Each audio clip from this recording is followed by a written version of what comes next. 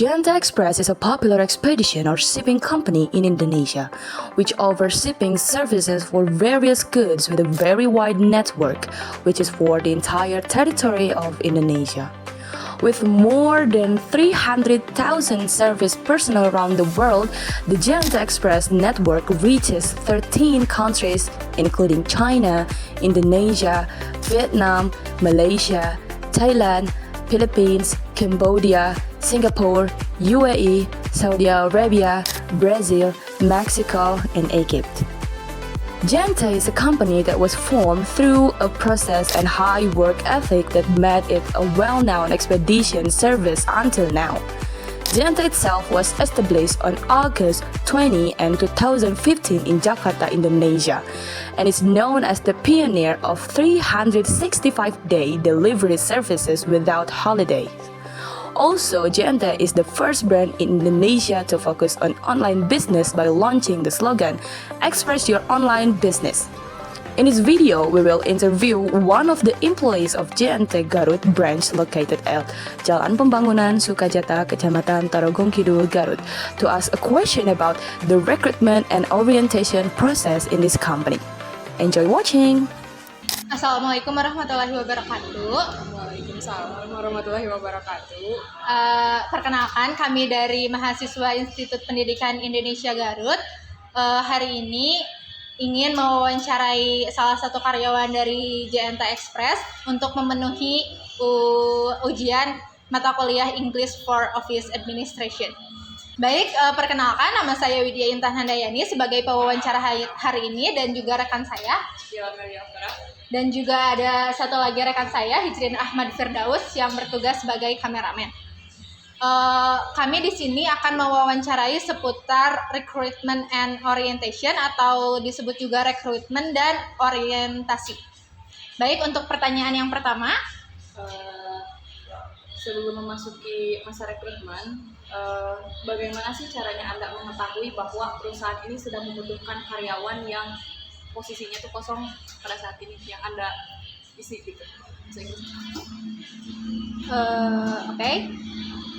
Before entering the recruitment period, how did you find out that this company needed employees in your current position?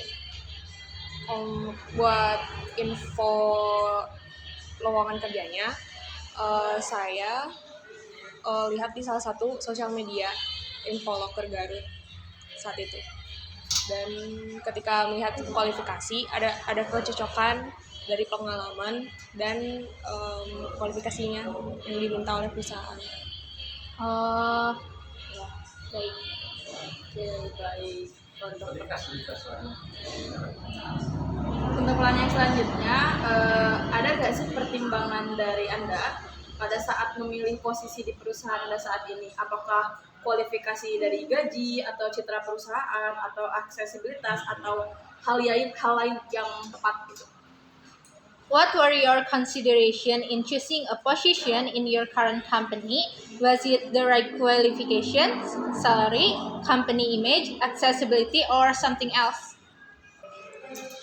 Sebenarnya mah waktu itu nggak ada alasan khusus dari pertimbangan yang menjadi pertimbangan saya untuk memilih posisi ini di perusahaan, karena ketika saya membaca kualifikasi langsung ada kecocokan di apa sih namanya Di aplikasinya. di aplikasinya. Oh iya. Dan ketika udah wawancara dengan salah satu owner waktu itu mengenai gaji dan citra perusahaan, itu juga sangat membantu untuk kelanjutan karir saya ke depannya.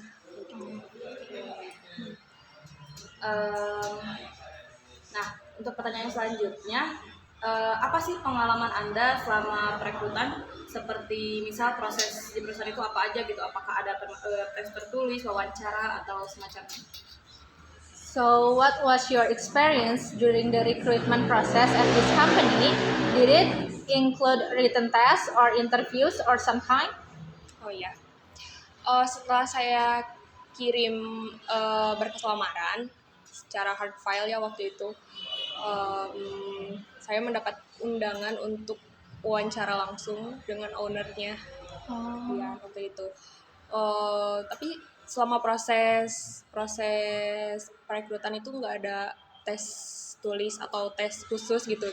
Saat itu cuman wawancara aja sama pihak JNT-nya langsung Oh, gitu. I see. Oke. Untuk pertanyaan selanjutnya, apakah ada peraturan atau persyaratan yang menurut Anda itu sulit untuk Anda patuhi selama proses rekrutmen? Okay, for the next question, are there any regulation or requirements that are difficult for you to comply with during the recruitment process? Sebenarnya saat itu ada ya satu kualifikasi yang bisa dibilang sulit. Salah satunya waktu itu syaratnya minimal pendidikan D3. Oh, Ya, saya kebetulan lamarnya menggunakan ijazah SMK waktu itu. Cuman karena perusahaan melihat saya ada pengalaman kerja sebagai kasir di sebelumnya gitu ya, di perusahaan yang sebelumnya saya kerja waktu itu, hal itu menjadi nilai tambah dan akhirnya diterima menjadi bahan pertimbangan gitu bagi pihak JNT untuk meloloskan saya di sini kayak gitu. Lalu untuk pertanyaan selanjutnya, oke baik, untuk pertanyaan selanjutnya, saat Anda melamar ke perusahaan ini, apakah ada dokumen khusus yang harus disediakan? Lalu dokumen apa saja sih jika ada gitu? Dokumen apa saja yang harus dipersiapkan untuk mengikuti proses rekrutmen di perusahaan ini? Okay, the next question is, when you apply to this company, are these any special documents that must be provided? Untuk dokumen khusus itu sebetulnya nggak ada yang khusus banget. Ketika saya lamar kerja di sini, dokumen yang dibutuhkan itu hanya dokumen-dokumen yang sama General kayak general ijazah aja ya? gitu, iya, Oh, kayak ijazah, transkrip nilai, CV, sama ada lagi SKCK waktu itu. Oh, Iya. Oke, baik. Lalu pertanyaan selanjutnya, ini tentang skill ya. Keterampilan apa aja sih yang harus Anda miliki supaya Anda dapat bekerja di perusahaan ini?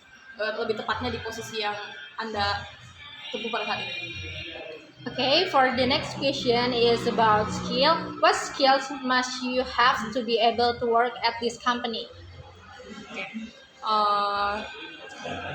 Kebetulan posisi yang saya ambil saat ini adalah admin. Jadi skill yang harus dikuasai itu pelayanan, Excel, terus karena kita juga menangani beberapa kasus komplain, jadinya kita juga harus punya skill untuk negosiasi dengan customer mengenai beberapa komplainan yang ada yang dikeluhkan oleh customer kayak gitu. Are these skills very useful in the future? Apakah skill yang Anda sebutkan barusan itu akan berguna di masa depan untuk Anda? Tentu akan sangat berguna ya di masa depan karena itu berkaitan dengan kehidupan sehari-hari juga tentunya. Baik. Oke, untuk pertanyaan selanjutnya, ketika kamu diterima di perusahaan ini, apa persiapan yang harus dilakukan? Okay, for the next question, when you were accepted into this company, what was the first thing you did here? Karena kita juga mengelola data-data, jadi kita juga saya khususnya mempersiapkan diri untuk belajar lagi dari awal, pengenalan awal lagi sama aplikasi perusahaannya. Pertama itu, yang keduanya adalah keberanian untuk melayani customer di JNT kayak gitu. Karena emang waktu itu kan awal-awal ya, jadi ditekankan untuk bisa menguasai dua hal dulu. Okay, alright. Oke, untuk pertanyaan selanjutnya, bagaimana cara Anda menghadapi masa orientasi di perusahaan ini? Okay, so for the next question, how do you deal with the orientation period at this company? Like, how about the orientation process? Does it start with an introduction, socialization, and follow up from other employees to help you to know what you have to do? Um, Ketika saya diterima di perusahaan ini sebagai admin, saya dikenalkan ke beberapa karyawan lain yang bekerja saat itu. Setelah perkenalan, waktu itu kan emang nggak ada urutannya tidak sesuai dengan prosedur yang ada. Jadi waktu itu langsung diajarin sama senior di lapangan. Perkenalan awal-awal itu hari pertama, dan untuk hari keduanya saya langsung diajarin mengenai data-data yang harus diolah di setiap harinya terkait job desk sebagai admin di JNT gitu. Jadi untuk yang selanjutnya itu untuk teori dari perusahaan JNT sendiri itu waktu itu langsung secara menyusul gitu ya, dijelasin sama trainernya, karena waktu itu emang sempat ada miskomunikasi antara SPV sama tim trainernya waktu itu.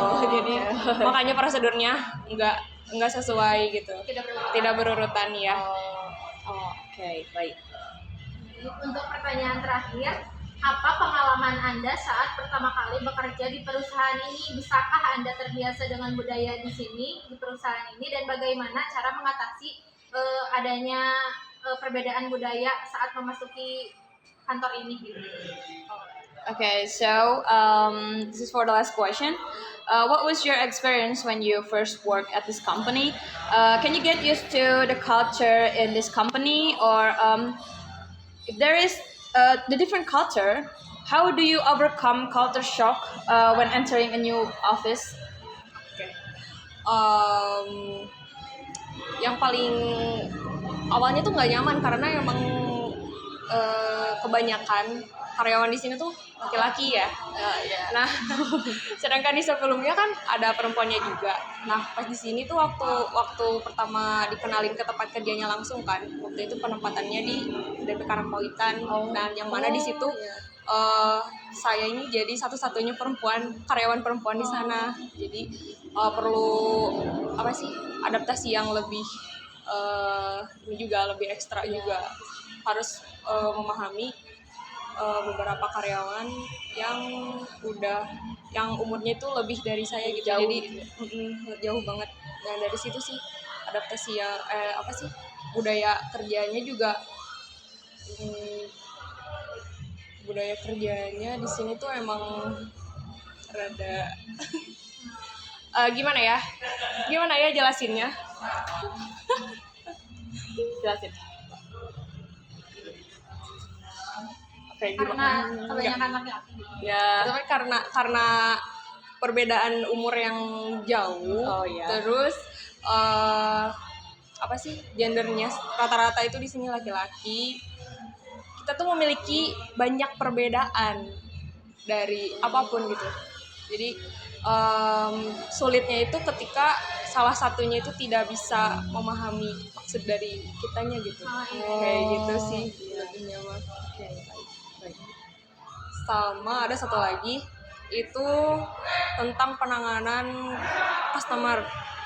Penanganan customer. Itu jadi kayak di sini tuh lebih ditekankan untuk kayak mempelajari karakter orang-orang gitu ya. Soalnya customer kan beda-beda ya. Ada yang emang santai, ada yang mudah marah atau kayak gimana gitu ya. Nah, dari sana sih jadi pelajaran yang paling berat gitu, soalnya harus menyesuaikan diri dengan mood dan karakter orang-orang yang berbeda kayak gitu. Belum lagi tekanan di perusahaan yang emang lumayan berat juga gitu, tugasnya, job desk-nya sebagai admin kayak gitu sih. Seperti yang tadi dikatakan bahwasanya ketika memasuki perusahaan adanya masa orientasi yang tidak sesuai dengan urutan. Jadi di perusahaan ini sesuai urutannya tuh bagaimana orientasi yang baiknya itu yang ada di aturannya itu. Oh iya, seharusnya setelah saya diperkenalkan ke seluruh karyawan, itu langsung dikenalin ke trainernya. Jadi urutannya tuh seharusnya saya belajar secara teorinya dulu, mengenal kayak visi misi perusahaan, profil perusahaan itu kayak gimana, terus budaya kerjanya kayak gimana yang diciptakan untuk JNT sendiri. Nah, setelah saya menguasai teori, barulah saya dipelajari pelan-pelan di lapangannya kayak gitu. Seharusnya sih kayak gitu ya. Tapi karena emang ada miskomunikasi itu jadinya agak berantakan gitu. Jadi di lapangan dulu gitu banyaknya. Kayak gitu sih. Oke, baik. Dari kami dicukupkan sekian. Terima kasih sekali atas waktunya untuk menyempatkan diwawancarai oleh kami, dan sebagai bentuk apresiasi dari kampus kami ada sertifikat yang diberikan kepada perusahaan atas kesediaan wawancara hari ini. Terima kasih kepada Institut Pendidikan Indonesia karena sudah memberikan JNT Express sudah memilih JNT Express sebagai salah satu perusahaan yang ingin diwawancarai. Terima kasih banyak.